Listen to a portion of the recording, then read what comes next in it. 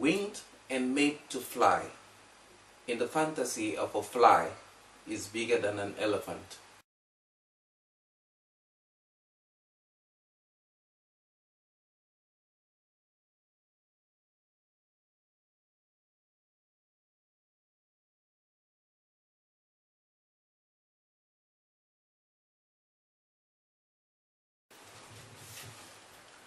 Hi there, welcome to my poetry corner. I am called Arrey Ivo, and I will be reading and explaining to you a poem, and it's called They Are Women. They with hearts like lilies, dancing to biblical songs and voices as sweet as the full-throated nightingales. They, with trained fingers, mastering sharp knives, remove the gills of piles of fish, while flies burst in chorus to their ancient melodies. They, with pepper, onions, vegetables, red oil, and pounded yams, craft in the belly of clay pots the food for the waiting family. They, the women, who sing while cooking, while farming, while weeding, and while weaving. They, the mothers, the rays of our sun. So this poem is a poem of praise. It's a poem of praise about women. But let's see how I get to bringing out the true values of women that in many cases are not noticed. They with hearts like lilies. Well, lilies don't have hearts, but their beauty and their softness shows a nature that is soft, and therefore I'm using lilies to heighten some tender aspects about the women. And these women are relevant to Africa, to Europe, to America, to Latin America, and so many parts of the world.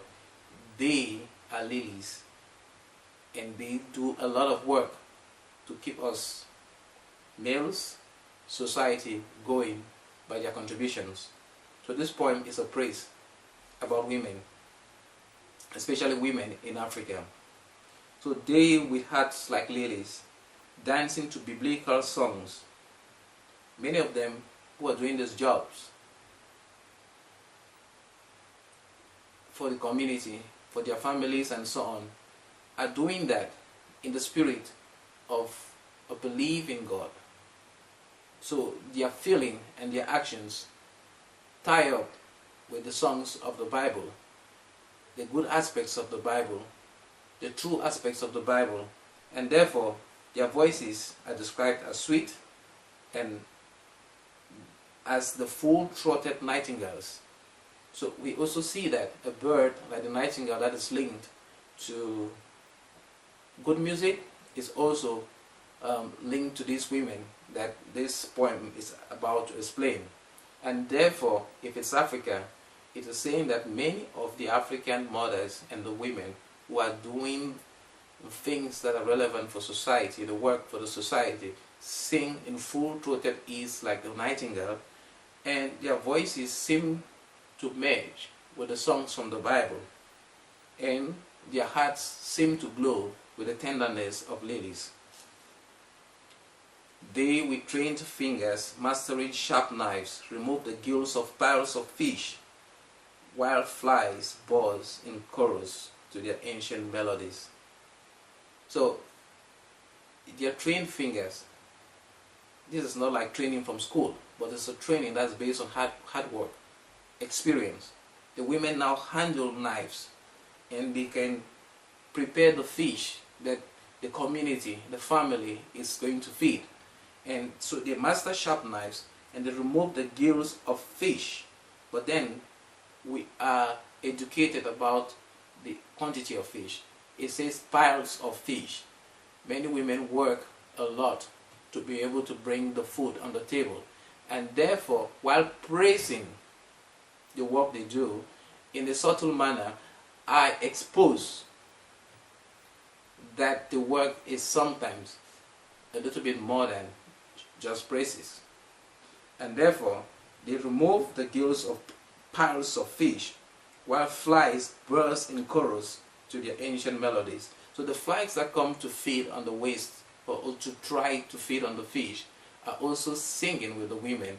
In this way, it's a kind of hyperbole to reiterate the beauty of the work of women and to appreciate its contribution to the greater society. For if flies can say it, why should humans not say it? If flies can join in the chorus, why can men not join in the chorus to support the women who are doing this work? That is the trend of the poetry. They with pepper, onions, vegetables, red oil, and pounded yams, craft in the belly of clay pots the food for the waiting family.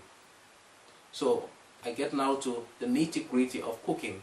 These women have mastered cooking. They are chefs.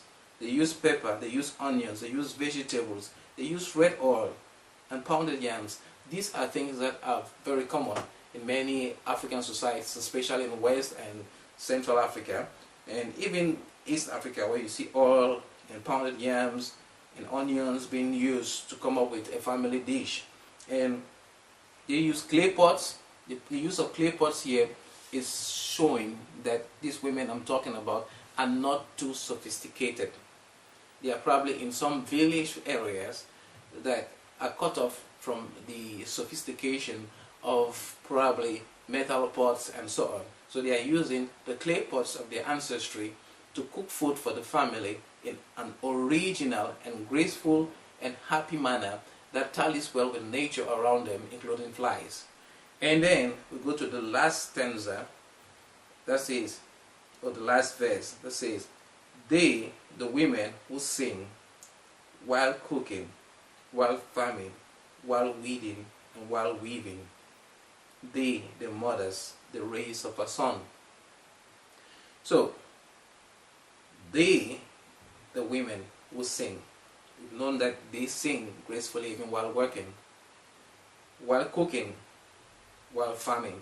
We are now seeing different activities that these women are engaged in, while weeding, while weaving.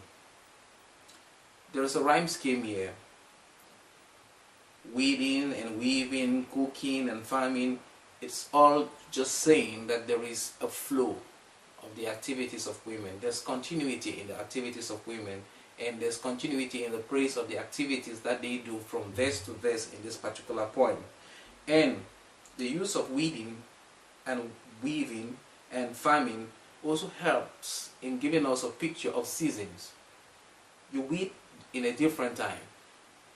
You weave probably also in a different time. You probably have come back from your farm and you now have some extra time to do weaving, and you cook in a different time. So these different activities help to situate us the various seasons within the lives of women who are working for the benefit of their families and the greater society. So it is a poem of constant praise and ode to women who are contributing a lot to the lives of Africans and to the world as a whole. Thank you very much for watching. It has been Arrey Ivo. Winged and made to fly, in the fantasy of a fly is bigger than an elephant.